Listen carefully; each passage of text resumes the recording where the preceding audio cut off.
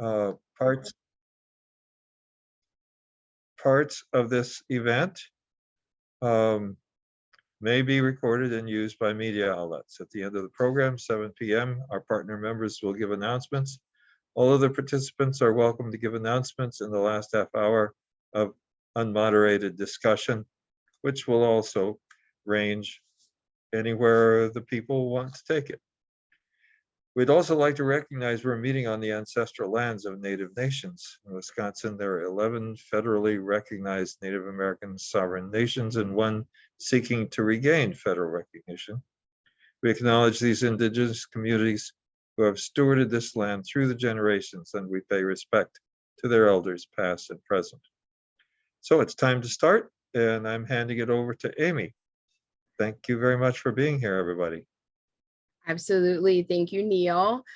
So I'm really excited to have this conversation centered around whose country is it? We're going to divide the evening into 4 sections. So we'll begin with a video about Juneteenth and why we believe everyone should honor and celebrate Juneteenth. We'll move into the words of Frederick Douglass. It is an abridged version of his speech, which is approximately 30+ minutes long.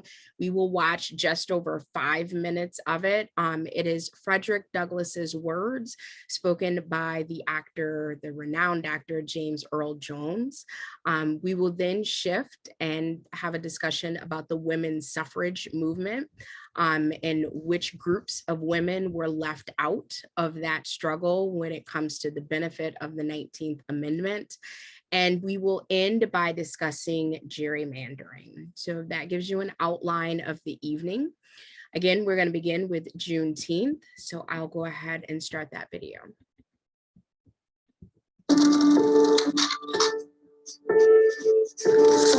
Juneteenth is a deeply emotional moment for enslaved people because for decades, for centuries, enslaved people prayed for, hoped for, fought for in the form of slave rebellions, running away, bought their freedom when they could.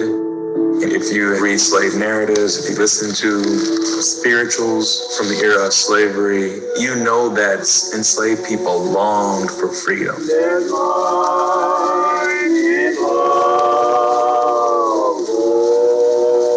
This was something that had been hoped for, but many believe may never come.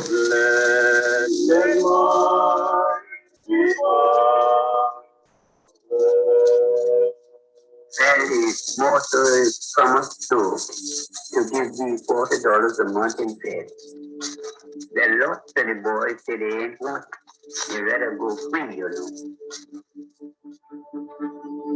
Being able to go wherever they wanted, being able to wonder about.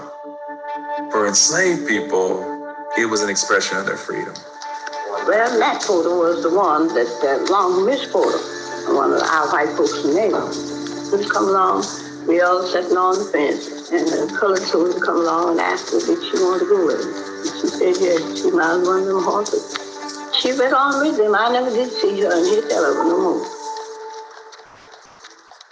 When I think about Juneteenth, I think about it in the context of Emancipation Day celebrations that began January 1, 1863.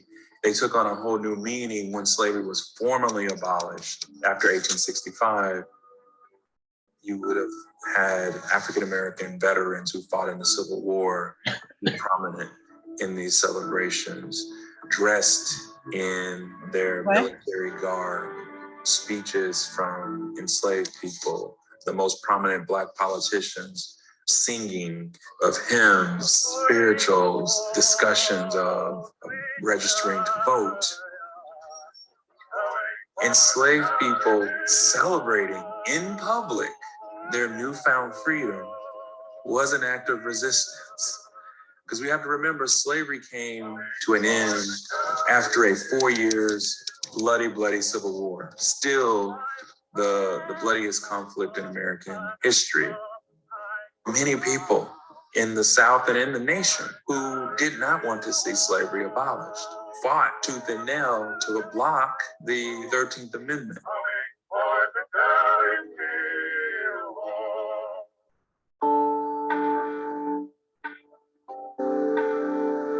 the abolition of slavery created a huge humanitarian crisis in the South.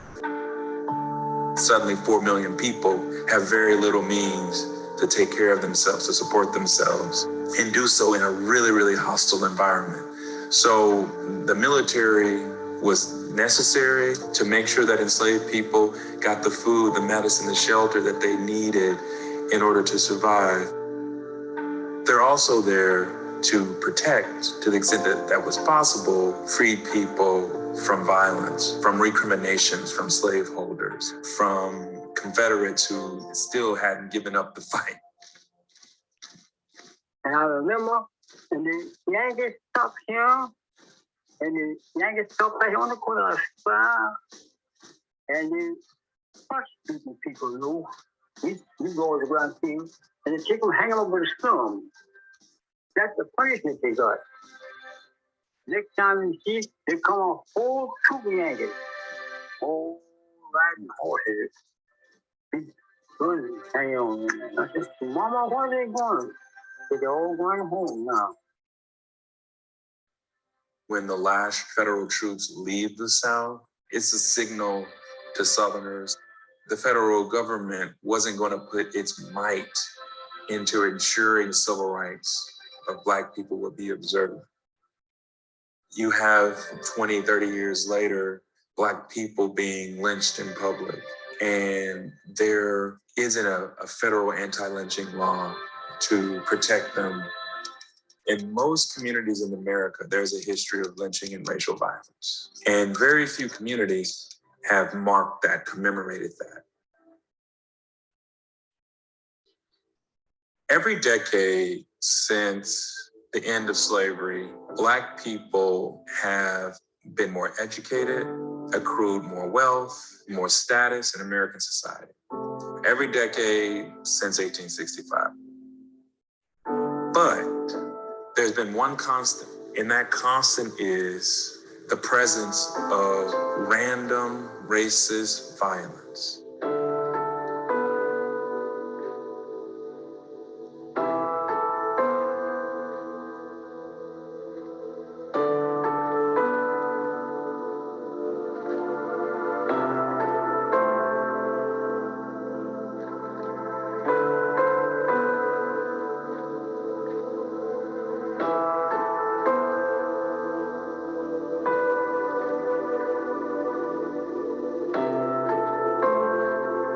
What I see in George Floyd's murder was a white police officer attempting to dominate and to subdue a Black man who was not resisting, who could not resist. Even though slavery came to an end in 1865, the desire to master and dominate Black bodies did not. And we have never dealt with that. These are the kind of stark realities that are highlighted during Juneteenth. If Black people's lives can be expunged through racist violence and no one is held accountable, how free are we? Are we free?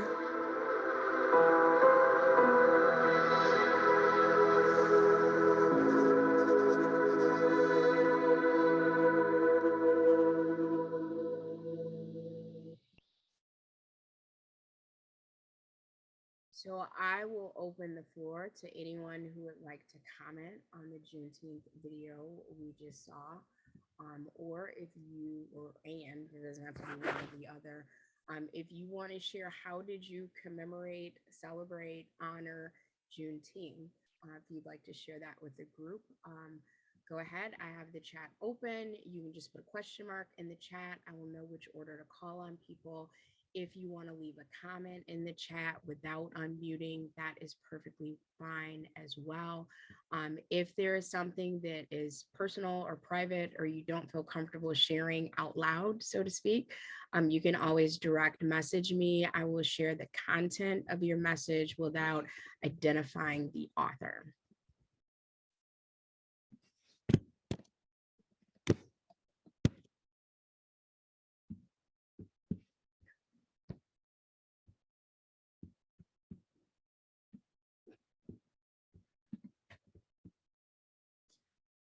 And a gentle reminder, these are courageous conversations, not a courageous monologue.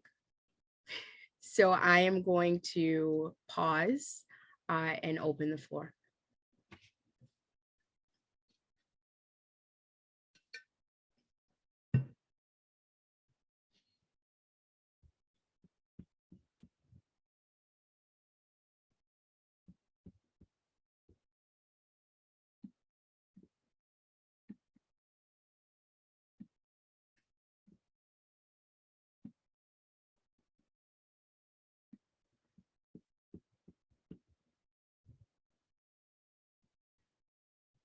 So Mark, I'm not sure if you want to elaborate that, but reading what Mark put in the chat, who did the plantation work when I prefer person first language, so the enslaved people were set free?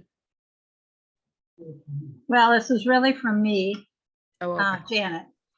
I in this video or this presentation, we saw the slaves were described as homeless and jobless and moneyless when they were set free.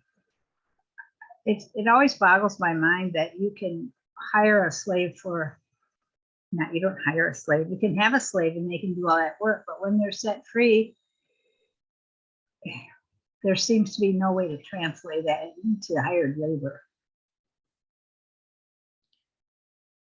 Well, it's very nuanced, and part of the difficulty is if you were getting free labor from an enslaved person, and now you are required to pay them.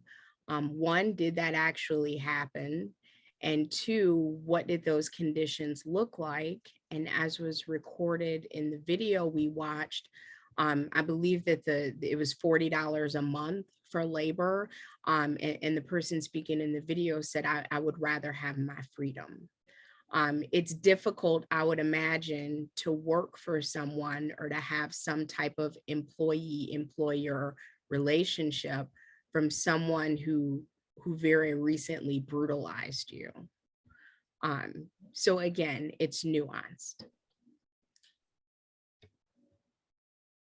Other comments, other reflections from the video, or if anyone wants to share what they did on Juneteenth or to honor or mark the holiday. I was that very last statement made in the video about George Floyd and continuing to control and dominate Black bodies was background. And it 100% makes sense. And also it's the first time it's been framed that way and I've heard it at the same time. And so that was really, really powerful.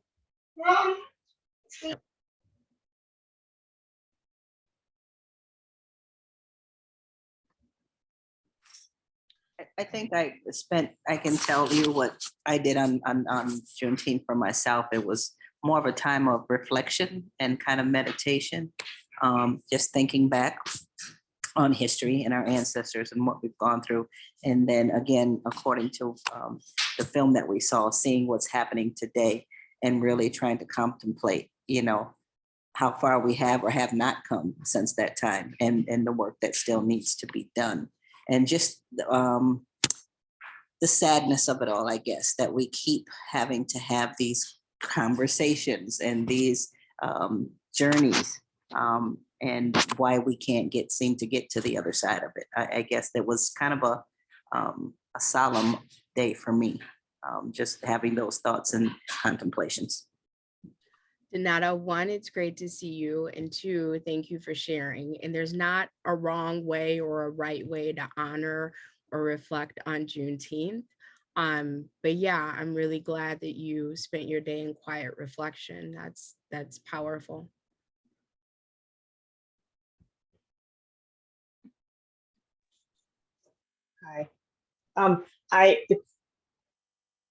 Hi. We did something else on Juneteenth. We decided to go camping.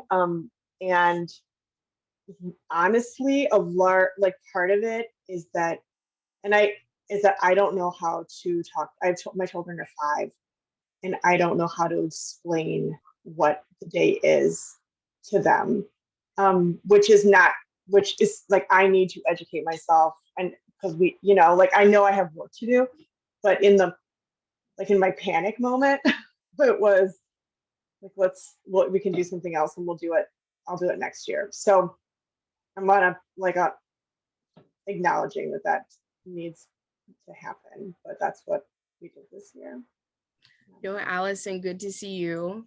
Thank you for your transparency. Conversations about race can be messy and difficult.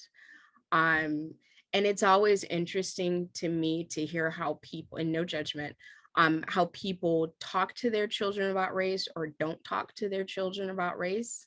Some of you may have heard this story before, so I will be super brief. Our children have always been aware of their Blackness, and that has been very intentional. When Madison, so we have 2 children, they're 2 years apart. Madison is the youngest. And it's very organic in our household.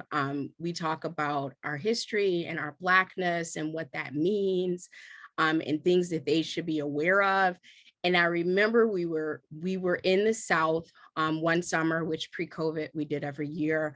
And we were visiting family in Mississippi. And then we went over to Memphis. And we went to the Lorraine Motel, which many, if not all of you know, that was the site of Dr. King's assassination. And it is now a museum. And so Madison, 4-year-old Madison, burst through the door and she goes, "Where is Dr. King?" And I looked at my husband and I'm panicked. And like, I got this. So I got down on her eye level and I said, "Sweetheart," I said, "Dr. King was shot." And she goes, "Oh, did he get a shot like I get a shot? Did he go see Dr. Pete?" And I'm like, this isn't going well. And I said, okay, still had my mom tools together. I said, "Dr. King was assassinated. That means he was killed." And she turned her little baby head and looked at me like I was the stupidest person she knew and said, "Then why are we here?" And at that point, I'm out of tools. I said, "You're here to learn something. Just learn something." And so she and her 6-year-old brother are going with the 2 of us, and we're going through the exhibits, and they do a really beautiful job of recreating images.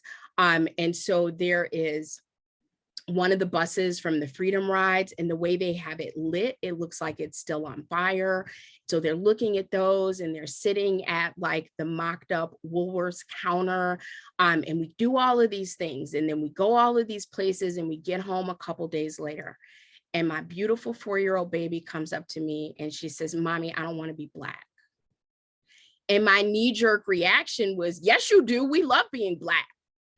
And again, she looked at me like I was the stupidest person she knew. And she said, "Mommy, they kill Black people." And I said, "They do." And thank God for 2 parents. I scooped her up and I took her to her father and I said, "Madison doesn't want to be Black anymore. Fix it." And I walked away, which is like horrible tag team parenting. Just drop a bomb, fix it, and then walk away. And so my husband, former social studies educator, I don't want to know what they talked about, but 30 minutes later, my little baby came bouncing up to me, fist in the air, and she's like, "Say it loud. I'm Black and I'm proud." And I'm like, "Thank God. All right. What's next?" But it's challenging. It is challenging and it is heartbreaking, and it is conversations that need to take place, and they're ongoing. So you don't have to explain everything in one sitting, but just starting those conversations and letting your children, they can come and talk to you about anything like, "Well, what does this mean?" And even the stuff that's really tough. I would encourage everyone to do that. And it doesn't have to be your children. It can be nieces, nephews, any child that you love. Don't shy away from having those conversations. Shannon, I see your hand is raised. I did not mean for you to stop. That was amazing. I just wanted to get my hand up before I forgot to do it. I just wanted to say that I had planned to go to a Juneteenth celebration with a good friend of mine who's a woman of color. And my schedule got changed, so we ended up not being able to go. But I did something that I've never done before, which was send out Happy Juneteenth texts. And I also got some information about Juneteenth and why it's important. And I sent it out to our entire diversity, equity, and inclusion team at work. Because I kept on hearing people talking about it, but not really understanding why we have Juneteenth and that sort of thing. So I felt like that was something that I could do and that people might find interesting.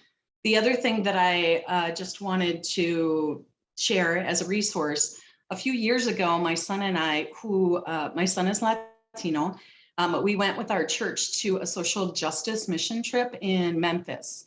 And it was very amazing. But one of the things that was incredibly heartbreaking is that we met with the Lynching Sites Project of Memphis. And that's a group that's really working on trying to make sure that people really know the whole and the accurate truth about lynching. They are going to the sites where lynchings have happened and making commemorative plaques and sending out information about the reality of what happened in that area. And I guess I would say their website has some specific information, and they're really trying to get more accurate information out there, I guess is what I would say. So if that's something that people are interested in really seeing a group that's working to try and educate others on it, I would encourage you to check out their website because it's really raw. And for a white person, at least it was very important to me to be able to learn more about it.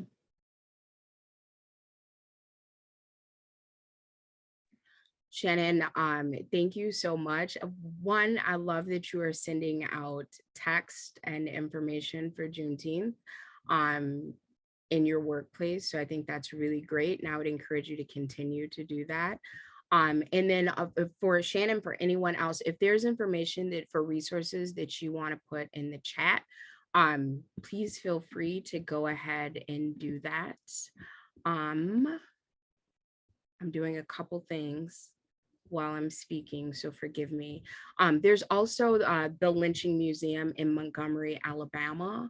I'm not sure how many of us are familiar with that. I'm gonna go ahead, I just pulled the website for that. So I am going to drop that in the chat.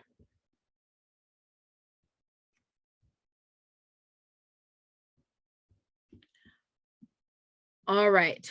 I see other items going in the chat, so please make sure you check there. So I will share what I did for Juneteenth. I had the amazing honor to plan a Juneteenth event with YWCA Rock County and the Elite Ladies of Beloit.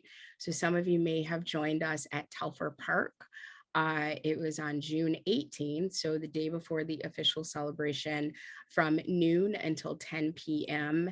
And it was just a wonderful celebration that was a blend of reminding people of the history of Juneteenth. When you think about the horrors of slavery and what enslaved people had to go through, imagine that formally ending on paper, and some enslaved people not being made aware of that fact until 2.5 years later.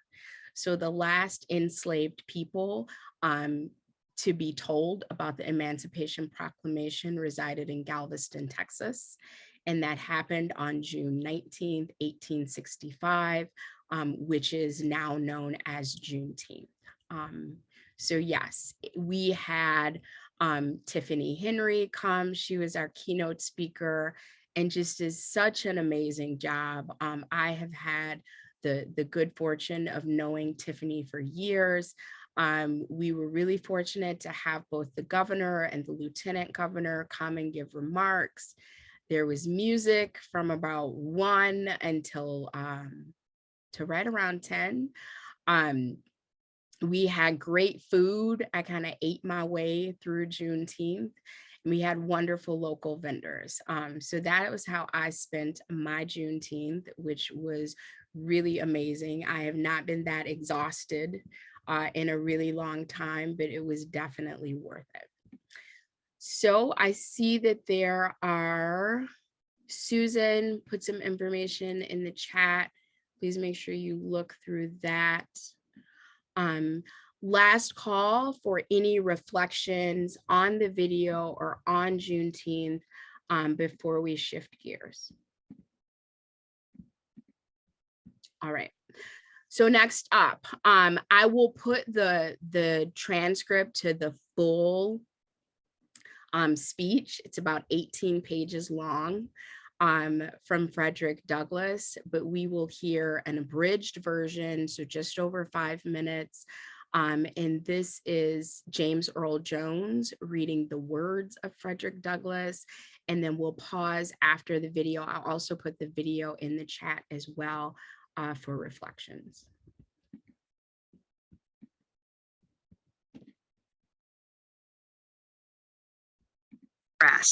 Frederick Douglass, once a slave, became a brilliant and powerful leader of the anti-slavery movement. In 1852, he was asked to speak in celebration of the 4th of July. Fellow citizens, pardon me, and allow me to ask, why am I called upon to speak here today? What have I, or those I represent, to do with your national independence? Are the great principles of political freedom and of natural justice embodied in that Declaration of Independence extended to us?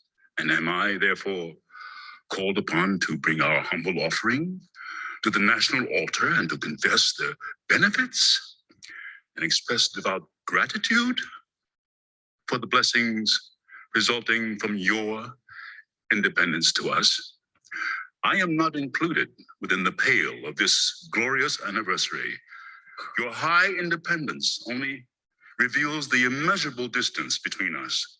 The blessings in which you this day rejoice are not enjoyed in common.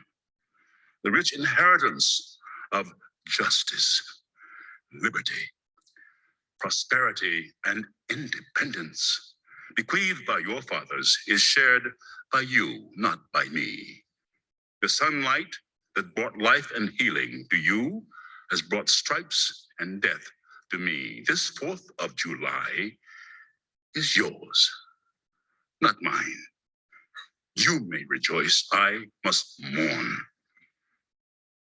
To drag a man in fetters into the grand illuminated temple of liberty and call upon him to join you in joyous anthems were inhuman mockery and sacrilegious irony. Do you mean, citizens, to mock me by asking me to speak today? What to the American slave is your 4th of July? I answer, a day that reveals to him more than all other days of the year the gross injustice and cruelty to which he is a constant victim. To him, your celebration is a sham. Your boasted liberty, an unholy license. Your national greatness, swelling vanity. Your sounds of rejoicing are empty and heartless. Your denunciation of tyrants, brass-fronted impudence.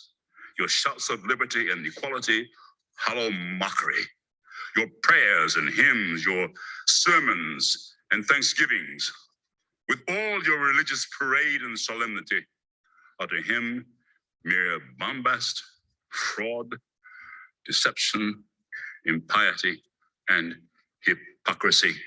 A thin veil to cover up crimes that would disgrace a nation of savages.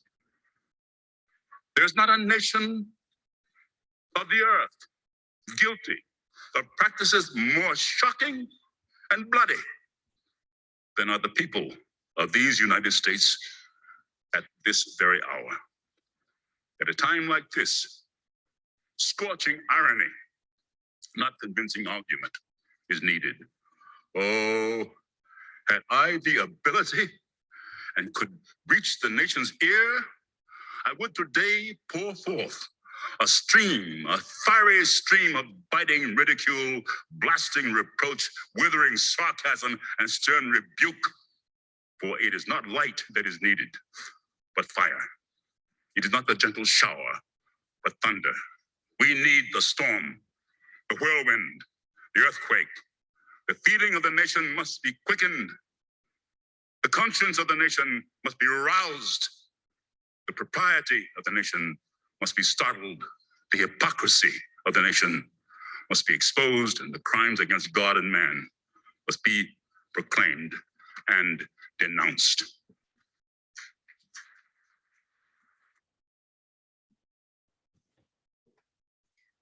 So that was a lot. I am going to pause and we will follow the same process. If there's something you would like to share in the chat, please go ahead and do that. If you have a question that you want to unmute and share, just throw a question mark in the chat. And while we are waiting for that, I will put 2 links in the chat. So the first is to the video. And then the second is to the full transcript, which again is 18 pages.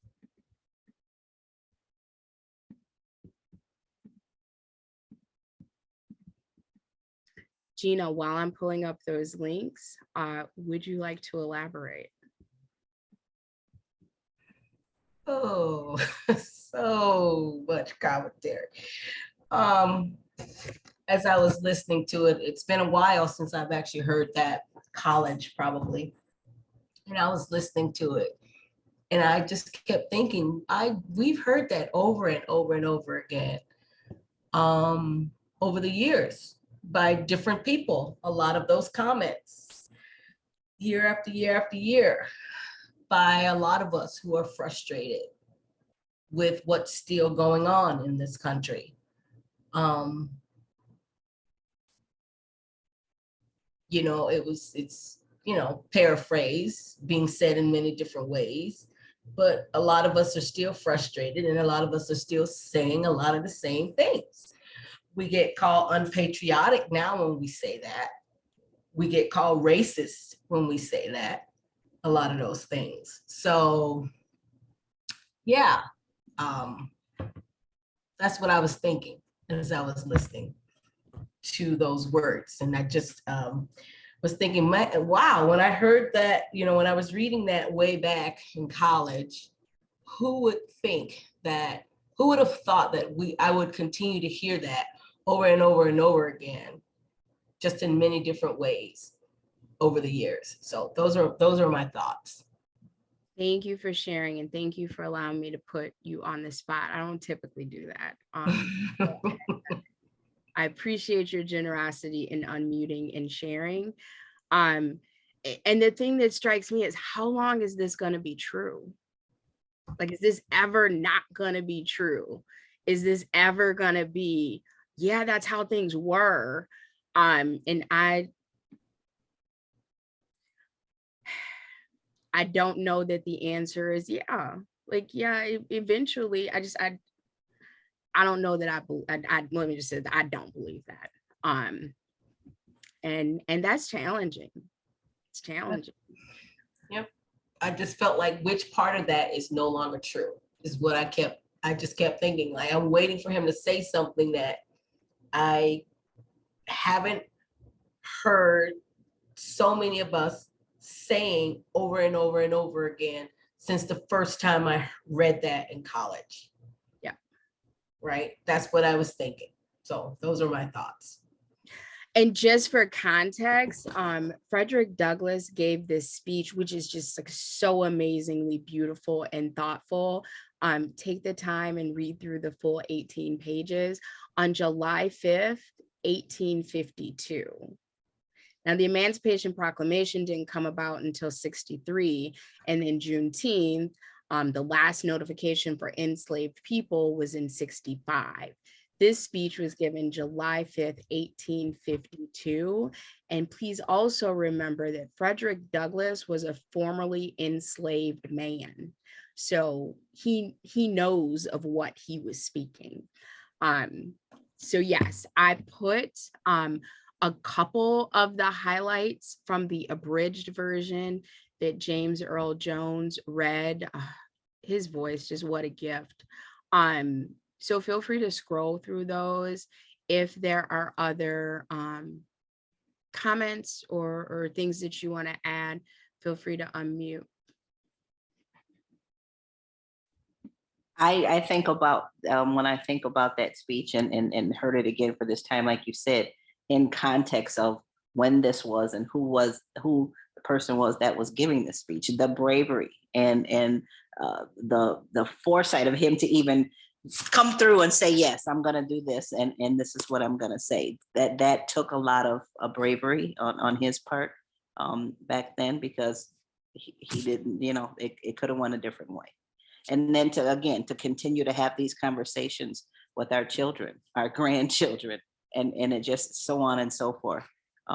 Amy, just like you said that story a little bit ago about your daughter and how after she had that experience, said she didn't want to be Black. I have 5 grandsons from 2 years old to 11, and trying to have those conversations and put things into context for them and giving them that history. I have those same conversations. I'm either I don't want to be Black, or I'm afraid to be Black, especially being a Black man, a future Black man, right? And so it's really frustrating and it's really disheartening to have to continue to have those conversations. But like I said, it's needed. We need to continue to have it, but putting it in a way that your children still want to be who they are and be proud of who they are and feel safe in this world as they move forward, and trying to create that balance of giving them the skills and the knowledge they need to survive and to live in this world, but also not taint them so that they're afraid to live in this world. Right.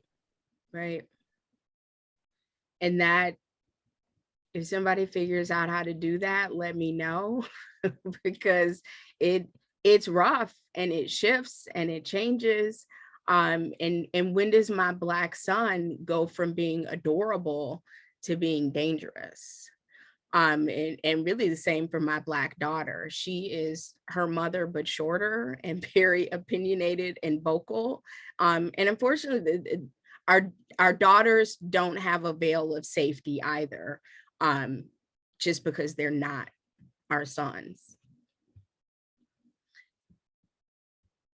All right. The thing that stood out is so much, but I think the thing that really stung was when in the speech, when he was referencing like the brutality and the crimes that have been done in America would basically make a nation of savages blush. And I'm like, ow. Yeah, I can see that. But again, I put in 2 clips from the text. So if anyone wants to comment on either of those, or if there's something else from the video that really stuck out to you, please feel free to jump in.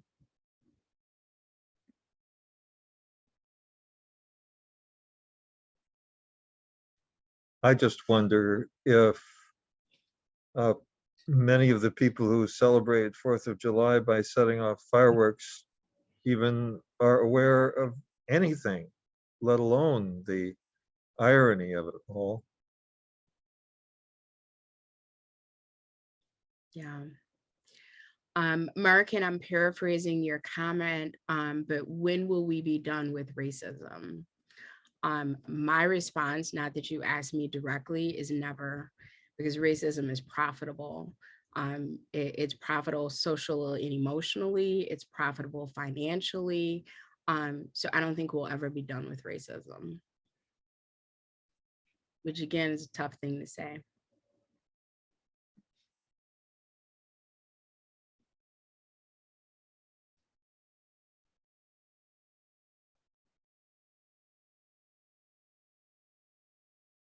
I'm pausing because I don't want to shift gears too soon. The next thing we will look at is the women's suffrage movement and how women of color, a lot of that movement was at the expense of women of color. And we didn't get our right to vote, to access the vote until decades after the 19th Amendment. But again, I don't want to shift too soon. So if there are other comments on Juneteenth or the video we watched, or the words of Frederick Douglass spoken by James Earl Jones, now is your opportunity.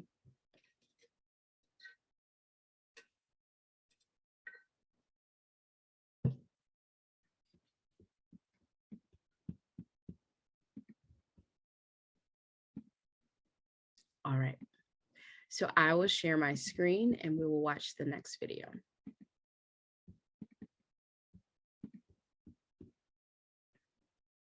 A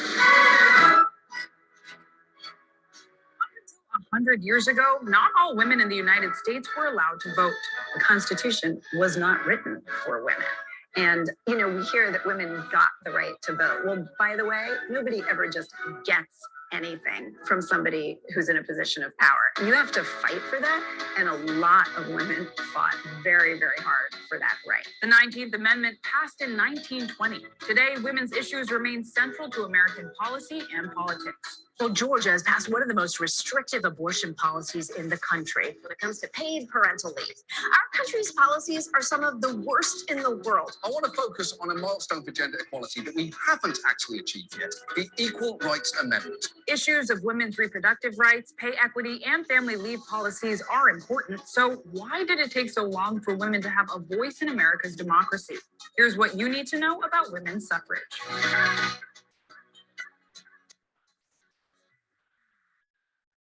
The U.S. Constitution was written in 1787. The nation's founding document didn't give many specifics on who could and could not vote, so the rules were largely left to the states and most restricted the right to vote to white, land-owning men over the age of 21, who made up as little as 6% of the population. Men thought women should be governed by their husbands, that their husbands represented their interest at the ballot box. The framers of the Constitution and many of those that set the laws thereafter, in essence, considered women to be childlike, incapable of independent thought, and therefore not worthy of making the tough decision of which white man was elected to office. Fast forward to the early 1800s, and women began speaking up about how inequitable restricting the right to vote was. In 1848, a few Quaker women, outspoken in the movement to abolish slavery and involved in various movements, met up for tea and bonded over the trials and tribulations of being a woman in 19th century America. Months later, two of those early suffragettes, Elizabeth Cady Stanton and Lucretia Mott, organized the first women's rights convention in Seneca Falls, New York, and hundreds of people showed up. There, they created the Declaration of Sentiments, based on the Declaration of Independence, which listed their agenda for improving women's rights, including protecting gender equality, the right to an education, and of course, the ability to vote. But it wasn't all agreement and tea time. After the Civil War, it would be racism that would cause one of the biggest divisions in the movement. The 15th Amendment, introduced in 1869, would give African-American men the right to vote regardless of race, color, or previous condition of servitude, though it said nothing of gender. And Elizabeth Cady Stanton and Susan B. Anthony, two of the most famous suffragists of the 19th century, famously oppose the amendment, say unspeakably racist things against it, clearly displaying a kind of elitist and racial hierarchy, whereas Lucy Stone organizes a rival organization to support Black men's voting and fight for women's vote called the American Women's Suffrage Association. And a lot of those women of color just said, this white women's organizing doesn't speak to our needs, and we're going to go organize on our own. Still, the movement continued, and in the next 40 to 50 years, some suffragettes pushed their agenda by attempting to vote and then filing lawsuits when they were denied the right. In 1872, Susan B. Anthony voted in the presidential election, was later arrested, tried, and fined $100. She refused to pay the fine. Other women also ran for local and national office on campaigns pushing for equality, a subtle nod to the irony of a woman being able to run for office but not vote. By 1878, a formal amendment for women's suffrage made it to the US Senate, but with little momentum. The divided women's groups realized they needed to join forces and unite as one by 1890. In the years leading up to the 19th Amendment, the movement for suffrage heated up with marches, protests at the White House, and a prison hunger strike after longtime suffragette Alice Paul was arrested and tortured for demanding the right to vote. The early 1900s also marked the beginnings of early suffragettes wearing all white as a symbol of women's suffrage, as well as purple and yellow, which stood for loyalty, purity, and hope. In the 1910s, a bunch of states, particularly all the Western states, strike the word male from their voter clauses in their constitutions so that women begin voting in massive numbers all across the American West. And that leads people to realize that voting is not going to be the huge cataclysmic disaster that a lot of people think. One of the biggest turning points for the women's suffrage movement was World War I. An estimated 9 million American women joined the war effort, some on the front lines and others working as ambulance drivers, medical suppliers, and more. Woodrow Wilson eventually comes around to supporting women's suffrage, partly because of the war service that women offered, the way that he got embarrassed constantly by Alice Paul and the militants. Then all that was left was Congress's approval, which didn't come easily. The 19th Amendment passed in the House in 1918 and Senate in 1919. A year later, the necessary 36 states had ratified the amendment and women were granted the right to vote by law. And so began politicians' attempts to appeal to women for their votes. In 1923, Alice Paul authored the Equal Rights Amendment, an amendment that's still awaiting ratification today. We think of 1920 as the end of the suffrage movement, but that's because we let white women define our vision of activism. But a voting fight continues well after 1920 by women of color who will organize alongside Black men. And it would take until the 1960s, a full 45 years after the 19th Amendment, for many Black women to be able to secure their real right to vote in this country. Since then, the American public has elected a wave of women to public office, heard women boldly advocate for pay equity, and participate in a worldwide rebuke of sexual misconduct through the Me Too and Time's Up movements. For too long, women have not been heard or believed if they dared to speak their truth to the power of those men. But their time is up. Women want to be equal, and we want it in the Constitution. We're underrepresented in everything from state legislatures to foreign governments to corporate boards. We can't just look back and say, we have the right to vote, we're good. No, there's so much work still to be done. As we look back at women's suffrage, we remember it is a movement of diverse origins and many mothers. And voting isn't something we should take for granted. And if we had a federal law that said that people had a right to vote, then the states wouldn't be able to interfere with that voting right as robustly as they are right now. Stating the most obvious, vote. Vote, vote, vote. Vote like your life depends on it, because it probably does.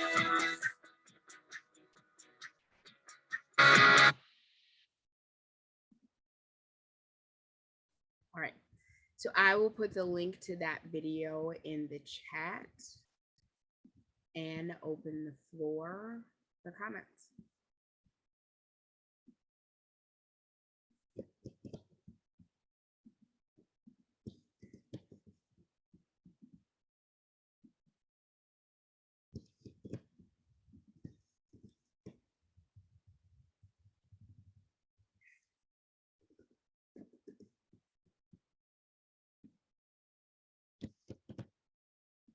There are also some other links that we just don't have time to share with everyone, but I will put those in the chat. Definitely worth the time.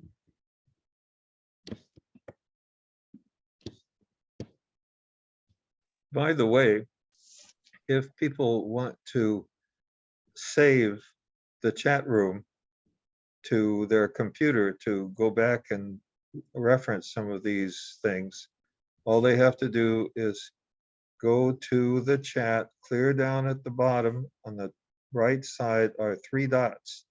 If you click on those 3 dots, it will pop up, save this chat.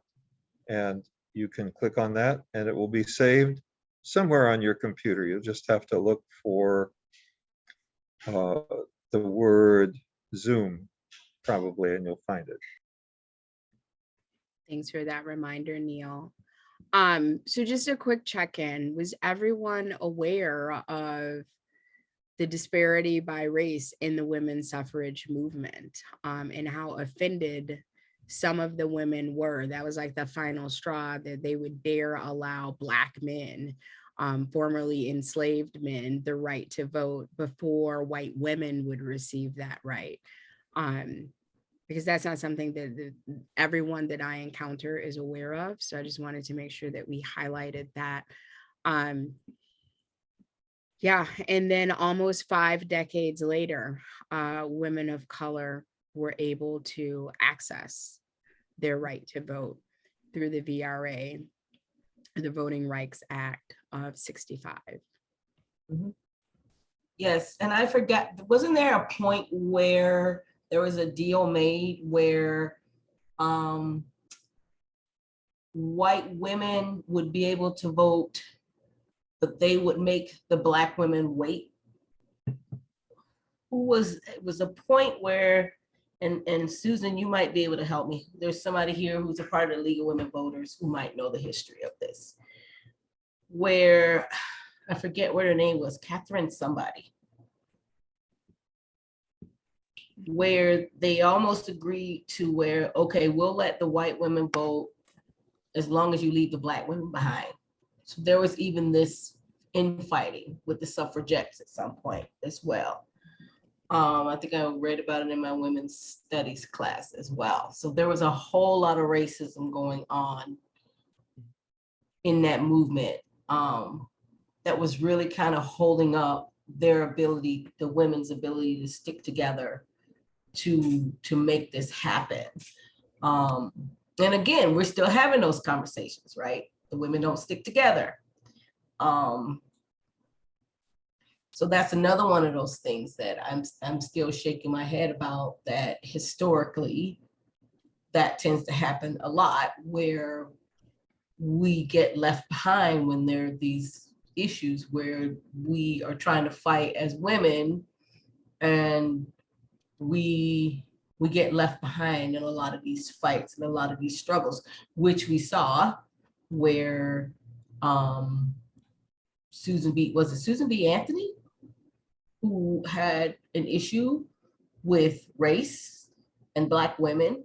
And I was just kind of shocked that I had never heard the Susan B. Anthony part. That was the first time I heard about Susan B. Anthony.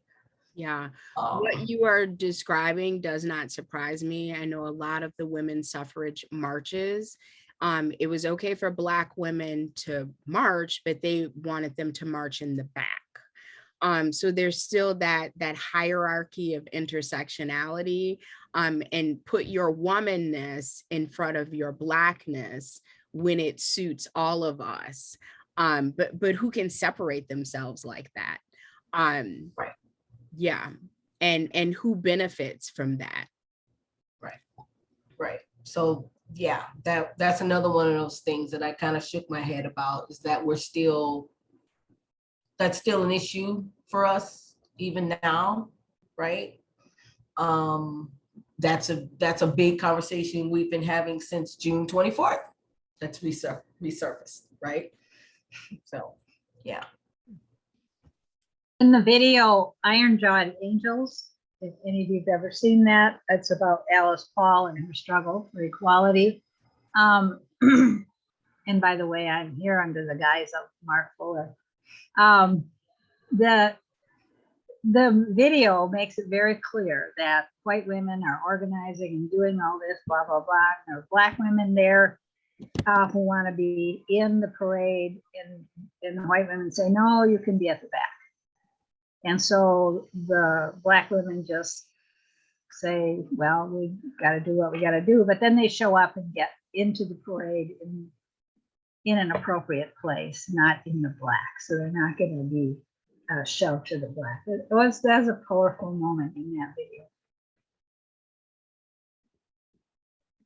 And I think Ida B. Wells was one of those leading the Black women who merged into the middle of the parade because she refused to walk it at the back. It's not a proud moment in the women's suffrage movement, and I am not defending the women leaders at the time for their decision to go first for voting equality for white women. I'm sure there was some racism in that decision, but I think there was also, many of them saw it not so much as racial, but as a practical matter, that if they were going to get it, anything at all, that's how it had to be done, because they were dealing with men who held on to this ideology of white supremacy. And you can't change unless you're at the table. And so to get at the table, they made a strategic decision at the time, which, as I say, I'm not defending, but I think I can understand it in a way. It was not right. And what was worse was they didn't try to make up for it afterwards. I think if once the women had gotten the vote, then they had said, okay, now we have some power. We're at the table. We're going to use this power to bring our sisters of color along with us. That would have been different, but they didn't. So there we are. Not until the 60s. And then I think by that time, the whole country, not the whole country, but enough people in the country had their conscience raised to the point where they saw that this had to be, this was the right thing to do. Not just because it would bring some peace to the streets, but because it was the right thing to do. I think there were other political issues from before that, because the women who were the Seneca Falls Convention, as you'll remember, that they wanted to get the right to vote. That was before the Civil War. The women's movement was there, but there was also the abolition movement. And I believe there's a really strong push to persuade women to give up the civil rights movement and work on the abolition movement. And there was a lot of resentment at that.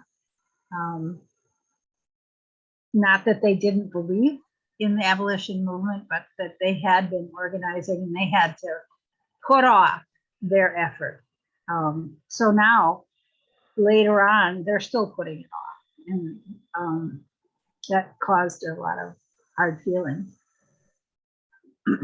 And I've read that too, Janet, that they worked with the abolitionists and put their own agenda aside for a while, with the understanding that afterwards they would, or maybe they would be folded into these new rights, but it didn't work out that way.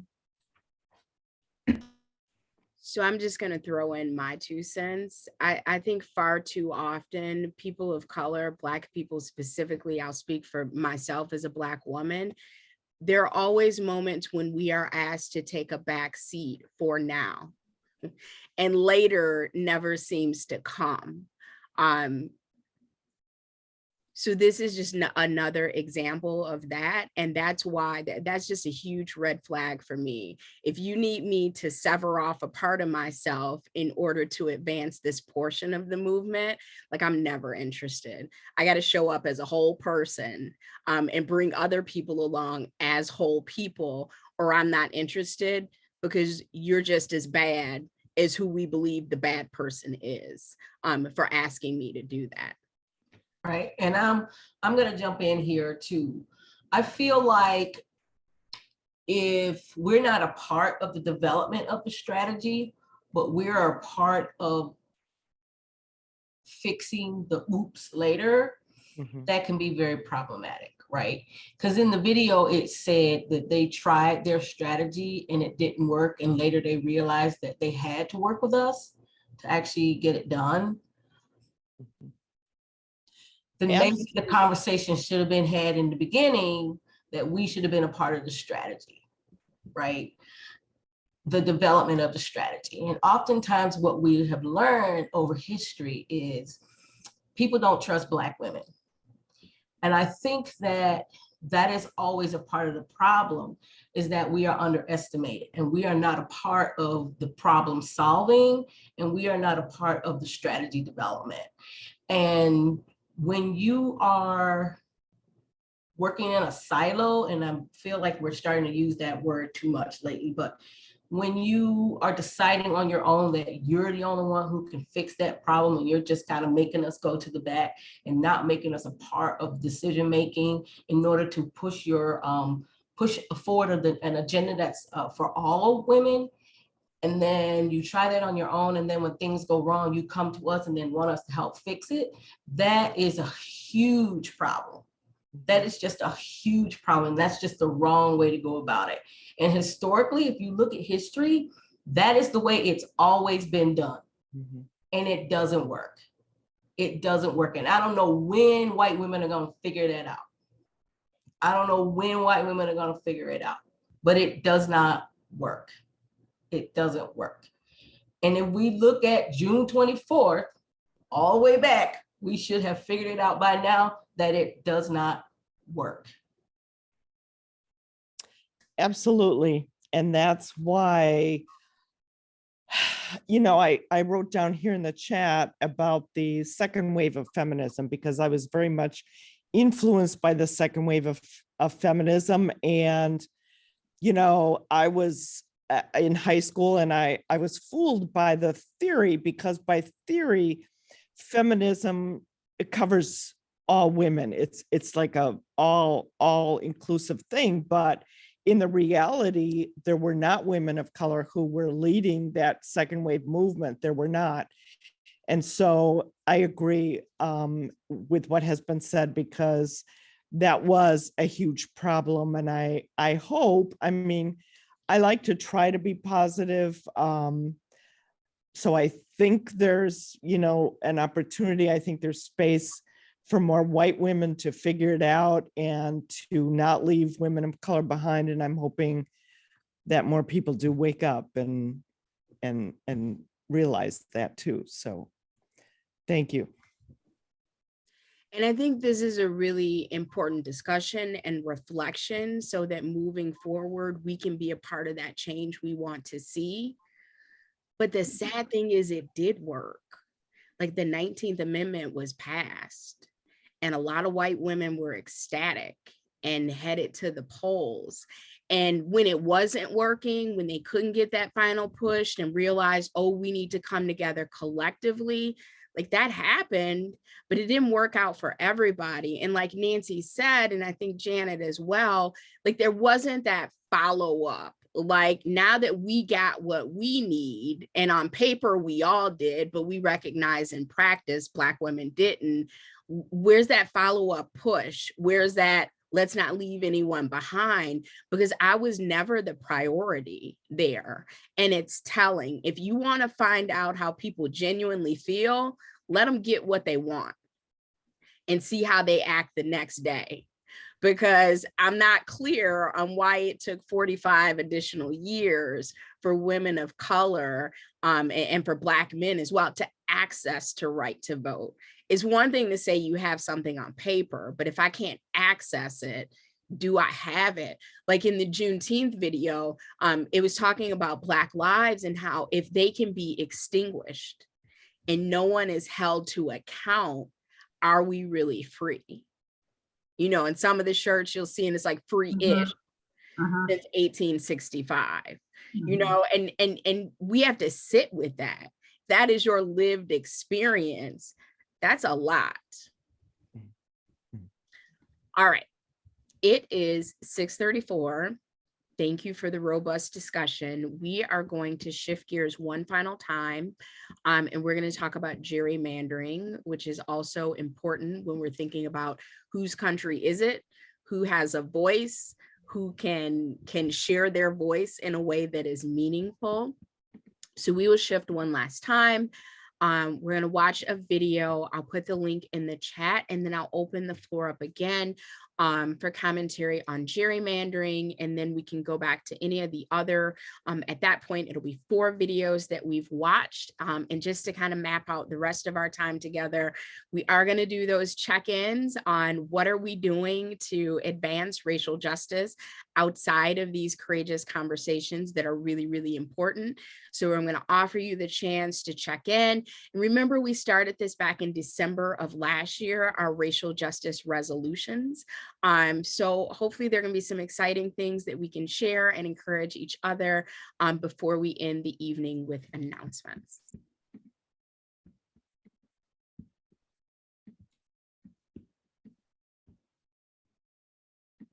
In that sense, I think that that case, from which all the other reapportionment cases followed, is perhaps the most important case that we've had since I've been on the court. Shortly after his retirement from the Supreme Court, former Chief Justice Earl Warren remarked on what he considered the most consequential case of his tenure. This was the guy who presided over Brown v. Board of Education and Miranda v. Arizona, among other landmark cases. So, a lesser-known 1962 redistricting case called Baker v. Carr was a surprising answer. In Baker v. Carr, Chief Justice Warren joined the majority in ruling that federal courts could force Tennessee lawmakers to refresh political maps that had not been updated for 6 decades, concentrating power in mostly rural white communities. It was the first step in a series of cases in the 1960s establishing that every American deserves equal representation in government. But in the years since, a new form of political disenfranchisement has taken hold, one the courts have been less willing to challenge. Gerrymandering is a historical problem that the United States has had almost as long as we have been a republic. We are the only Western democracy that allows legislators to draw their own lines. You win the elections, you get the power, and redistricting helps determine who wins those elections. As states across the country gear up for the once-a-decade process of redistricting following the release of new census data, it's time to ask, how did we get here? Did the founders really intend to design a system where politicians choose their voters? What, if any, laws, regulations, or rules are the people designing our political maps bound by? And can anything be done to make democracy more democratic? Redistricting. Now comes a new battle in Utah. It's the topic of redistricting. The redistricting process will shape Texas politics for the next 10 years. Every time we conduct a decennial census, one of the things that follows is adjusting political boundaries so that we have about the same number of people in the same types of districts. This is Justin Levitt. He is a constitutional law professor at Loyola Law School and runs a website called, appropriately enough, All About Redistricting. Levitt says that when building their new democracy, the framers thought deeply about how they could ensure each citizen in the sprawling new nation would have roughly the same amount of political power, with one appalling exception. Equal representation is a really important fundamental constitutional principle. Enter the census. You know, that form you fill out every 10 years that asks about your age, race, and family.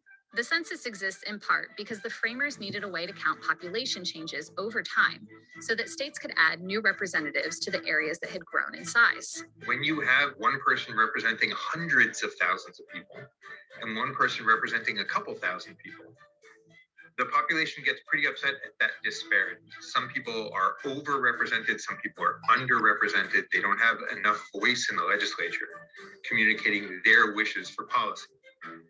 Ultimately, the framers left states, and thus the politicians who run those states, in charge of refreshing new political boundaries. Looking for advantage, explore a country. Almost immediately, those politicians figured out they could manipulate the process for political gain. Many people associate redistricting with a gerrymander, and many people associate gerrymandering with the early 19th century, 1814 map drawn by Elbridge Gerry.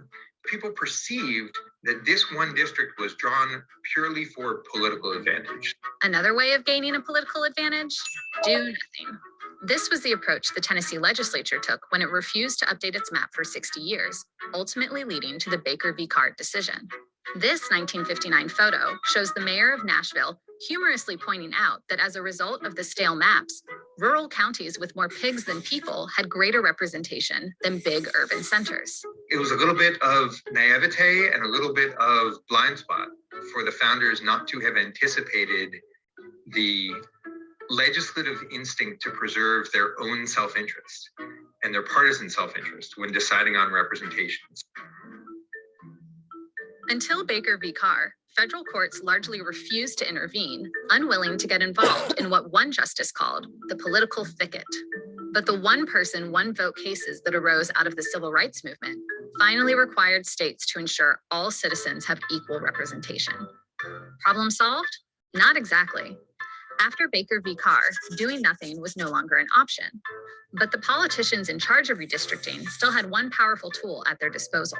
So if you have the state house, the state senate, and the governor all controlled by the same political party, then in most states, that party will be able to parlay those legislative and executive advantages into drawing congressional and state legislative districts that will advantage their party.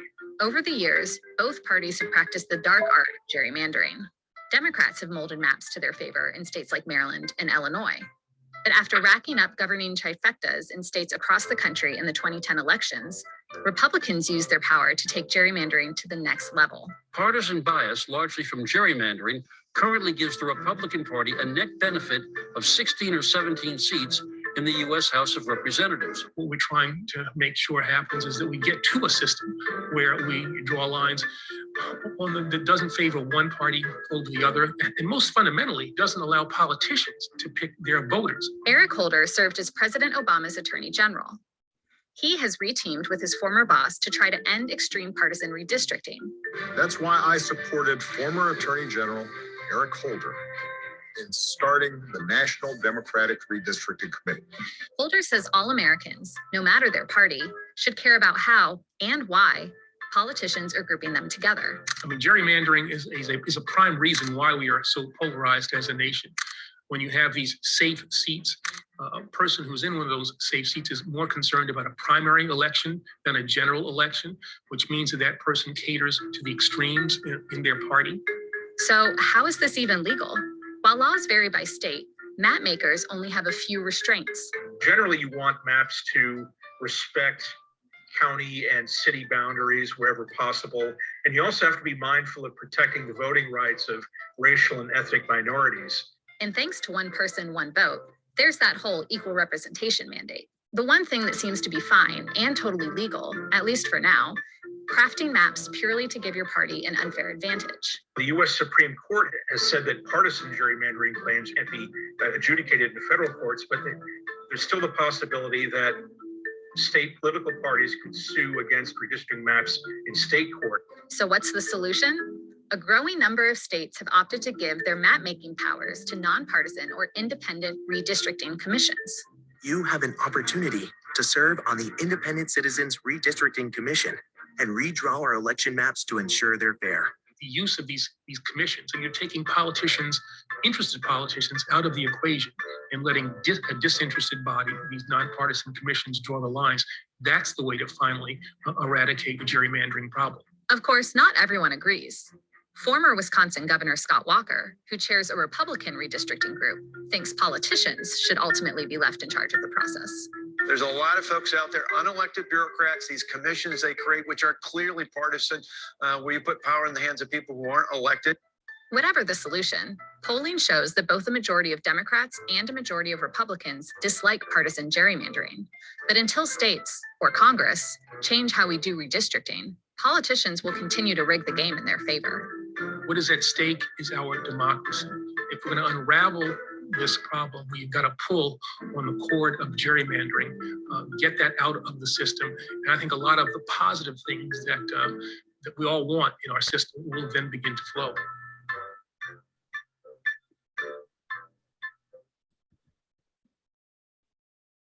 All right, so there's a lot there. Any commentary on gerrymandering?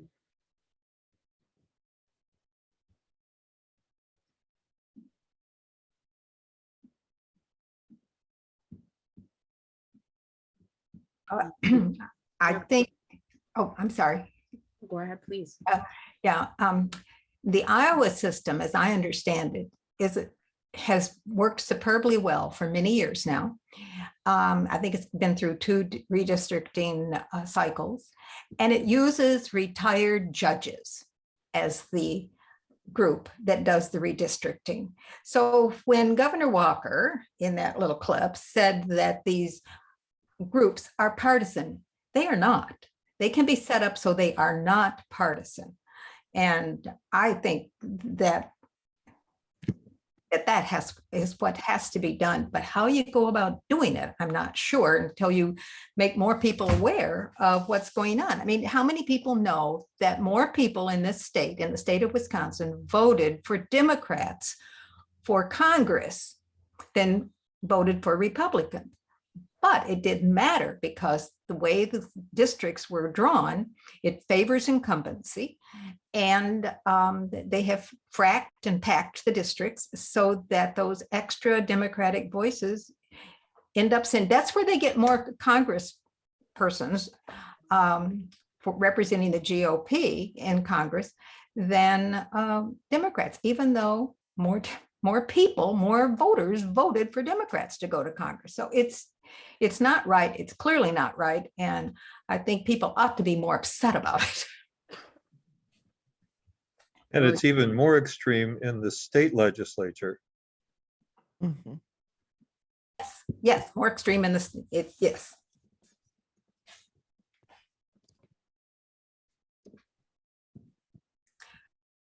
But now we have a Supreme Court, and there was something said about appealing to your state Supreme Court, but our state Supreme Court is highly partisan too, and they have gone with the, I mean, there was the state Supreme Court first said you had to take incumbency into account, or to work with the framework that you had. So Governor Evers went and drew a map that respected the limits, even though that shouldn't have been a limit probably, but he respected that, came up with a map that was probably less gerrymandered, more fair than the one that the state legislature came up with. It went to the Supreme Court, and the court said they picked the one that the legislature had chosen. And right here in Rock County, we had a commission to draw the lines here in the county. And that group of citizens met together and they decided on the priorities. You saw that, the priorities for setting up the districts. They decided on that. And one of the last priorities was respecting the boundary lines of the present districts. We should start fresh. When they finished their work and they presented it to the county board said, oh, wait a minute, some of us are running against each other. We don't like that. You go back and do that again. And this time you pay closer attention to where the present lines are. So that's what they had to do to get it approved by the county board. That wasn't really exactly what happened. I'm on county board. Well, it's how it looked from the citizen standpoint. That's kind of how it looked. Okay, you can tell us what you know about it, Jeannie, but that's kind of how it looked. Gina. What happened with the map was they gave us only one map and 2 weeks to decide whether we wanted to use that map. And we had questions about why they only had one map for us to choose from when other counties had 5 and 6 other maps to choose from. That was our concern. My concern was the way the map for Beloit was drawn, since I represent a district on the west side of Beloit. So that was my concern. My concern was not necessarily, definitely not about whether I was sitting in, whether my district was preserved so that I would remain an incumbent. It was about, you gave us one map to choose from, and you did it in 2 weeks, and you want us to vote on this one map when other districts have 6, some had 12. Can you get us another map, at least 2 more to look at? That was really the concern. So that's actually what happened. So now I'm curious, Gina, what was the response, and did the County Board of Supervisors get those additional maps to choose from? Yeah, we actually got 6. We had the original one to look at, and then we got 4, actually we got 5. We got the original one to look at, and then we got a 2A, 2B, and then several others to look at. It was just different versions, and they're all on the website. So there were various versions to look at. So the original one, and then they came back with a 2, a 2A, and a 2B for us to look at. So we could have them all kind of sitting in front of us.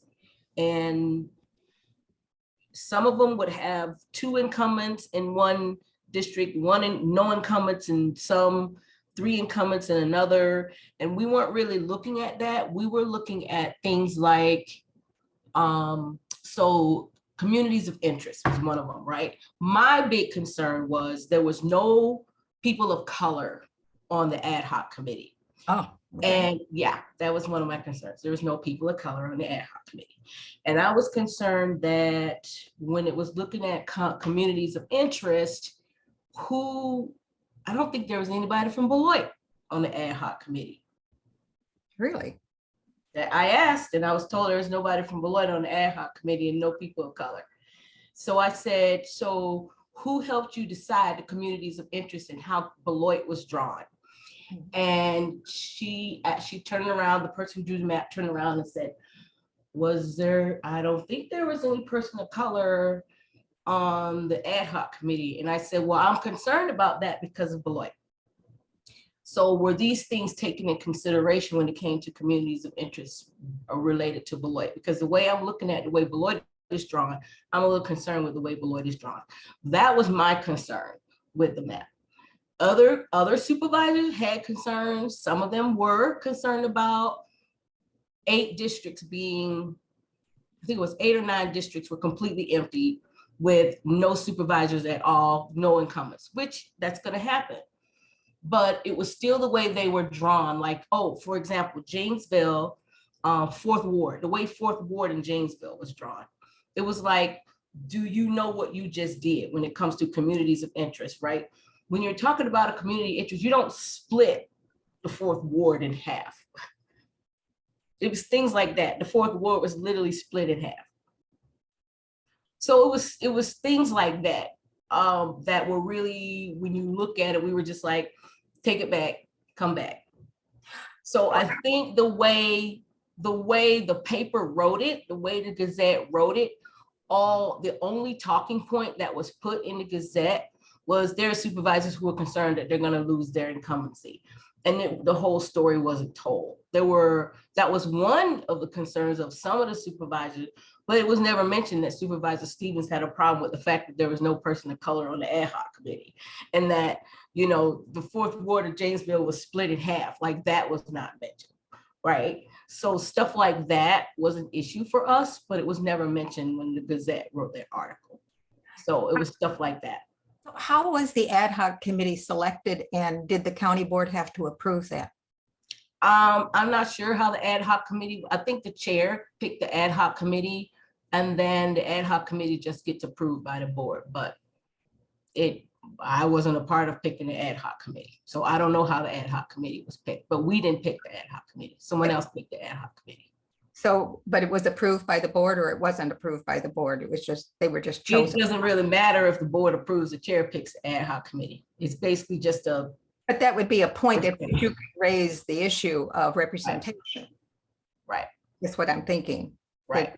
When this happens again. When it happens again, that will be a point for them to keep in mind when it happens again in 10 years. Like, if you're going to put an ad hoc committee together, or if you're looking at places like the 4th Ward of Janesville and Beloit, you probably should have people of color on your ad hoc committee when you're doing redistricting.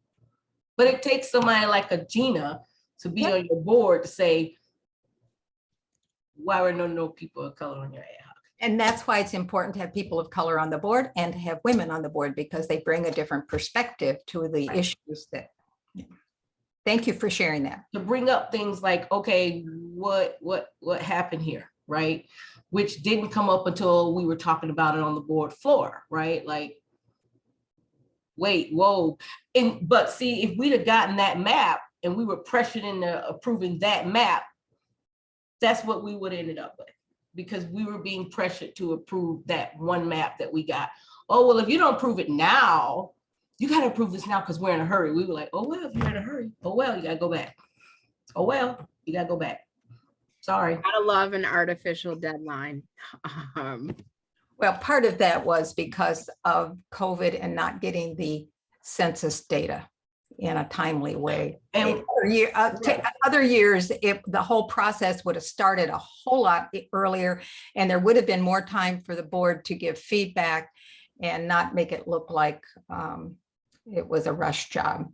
It Right, wasn't. and I understand that, but other counties, and I get that other counties probably had more people to work on it. But what we were saying we had just gone to the WCA conference, Wisconsin Counties Association Conference, and we had just spoken to other counties and other supervisors about what they had done. And they're like, you guys got one map, we got 5. Oh, we got 8. We got what? We were like, oh, no. When we go back to our meeting, we're gonna be like, oh, no, we want at least 2 more. Sorry. All right, so I'm gonna jump in. I love this conversation and I love that we have a place to have these. So feel free to follow up with each other or stay after in the parking lot. If you have other questions or want to continue that portion of the discussion, I'm going to do announcements really quick, and then we're going to end with racial justice check-ins. I am really excited about the announcements that I have. This is the graphic put together by the fantastic Carrie Dre for our summer lunch and learn. I am so excited to have a conversation this Thursday with Kate Luster, with Tiffany Meredith, and with Michelle Martin.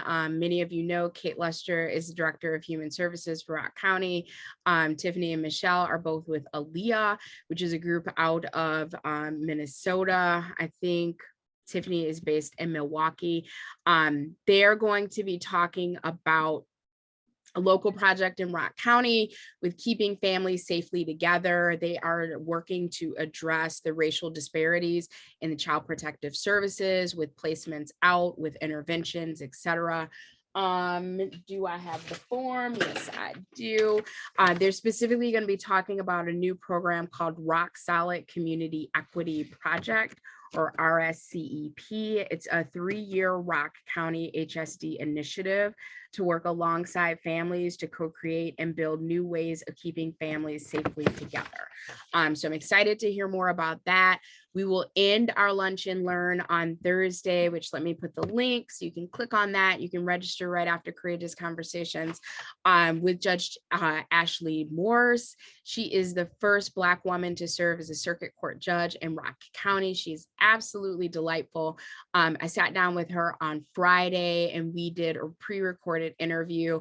She has a judicial education on the 28th, so she won't be able to be with us in person. But she talked about her work as a judge, previously as a public defender, her work with juvenile justice, and working to eliminate and mitigate racial disparities. So I'm really excited to show a clip of that conversation. The full interview will be on our YouTube channel. I also wanted to share not specifically a YWCA Rock County program, but also very important. This is the flyer many of you hopefully have seen for the Racial Trauma Summit. This is going to be Wednesday, August 10th. I'll put the information in the chat, but featuring Kristen Henning, Judge Ashley Morse, Mark Perry, and Pastor Kendra Roman. It is free and open to the public via Zoom. Let me get that link in the chat. I'm so excited because in my conversation with Judge Morse, Kristen Henning is one of her mentors, and my book just came in yesterday, so I'm hopefully I can get this finished before. It's The Rage of Innocence, How America Criminalizes Black Youth. And this is by Kristen Hennings, one of the speaker of the Racial Trauma Summit that's going to be on August 10th. So I am excited to dig into that. Also wanted to let you know, we will not have our August Courageous Conversations.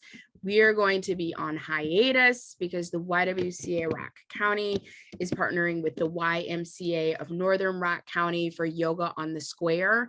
If you're not familiar, they every week, every Monday in the summer, work with a different nonprofit. It's free and open to the public. We are accepting donations. So the Wise Yoga Monday will be on August 22nd. The time and location are right there in the chat. So all of your donations will go to the YWCA Rock County Racial Justice Program, and we get to do yoga outside. There will be no goats, but yoga outside. All levels and abilities are welcome. So please come out and support the book. I'm going to stop talking in just a minute and I'll type that into the chat. But Neil, I want to yield the floor. Do you have any Diversity Action Team announcements? Not at the moment, Amy. Diversity Action Team does not have a program in August. So we'll see what happens in September. We're doing a little bit of restructuring. Sounds good. And I know Julie's not here. She didn't pass anything to me, but I just want to double check, Neil. Are you aware of any community action updates? I am not aware. Okay. All right. So I just want to acknowledge we are at 7:01. I'm going to end the recording, but I do still want to do the racial justice check-ins. So hold on. Let me stop trying to do so many things at once. In the But you're so good at it, Amy. well, that is generous of you to say, Neil.